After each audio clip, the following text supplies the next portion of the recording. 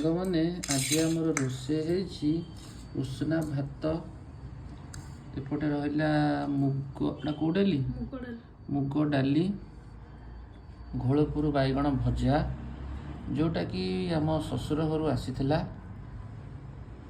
ତମ ପାଇଁ ଏ ମହାତ୍ମା ଆଣିଥିଲେ। ଆଉ ଏଠି ରହିଲା ଚିପ୍ସ। ଚିପ୍ସରେ କ'ଣ କ'ଣ ଆଜି ପକେଇଛ? ଯାହା ପାଇଲେ ସବୁ ପକେଇଦେଲି। ତଥାପି କଲରା ତ ଜାଣିପାରିଲି, କଲରା, ଆଳୁ, କୋବି, ବିନ୍ସ, କୋବି, ପିଆଜ ଆଉ କ'ଣ ଏମିତି ଆଉ। ଆଚ୍ଛା, ଏପଟେ ରହିଲା ଆଳୁ ଛୁଇଁ ଭଜା। ଏଇଟା ହେଉଛି ଆମର ବାଡ଼ି ଛୁଇଁ, ଦେଶୀ, ପୁରା ନଙ୍ଘା ଟେଷ୍ଟ ଆର। ଆଉ ଇଏ ରହିଲା ଖୁମ୍ବାଳୁ ଭଜା, ଏଇଟା ବି ବୋଧେ ତମେ ଆଣିଥିଲ। ଆଉ ଏଠି ରହିଲା ସାଲାଡ। ତ ଏତିକି ଆଇଟମ୍, ଆମେ 2 ଜଣ ମଣିଷ ଖାଇବୁ। ମୋର ଅଳ୍ପ ଭାତ, ମୁଁ ବେଶୀ ଖାଉନି, ମୁଁ ଟିକେ ଡାଏଟ୍ରେ ଅଛି। ଇଏ ବର୍ତ୍ତମାନ ଆଣିଛି ଏତିକି ଭାତ, ଯେମିତି କ୍ୟାମେରା ବନ୍ଦ ହେଇଯିବ ଏଇ ଭାତରୁ ଆହୁରି ଅଧା ଭାତ ସେ ନେଇଯିବ। କହୁନ ଗୋଟେ ଡେକ୍ଚି ନହେଲେ ପାଖରେ ରଖିକି ମୁଁ ଖାଉଛି।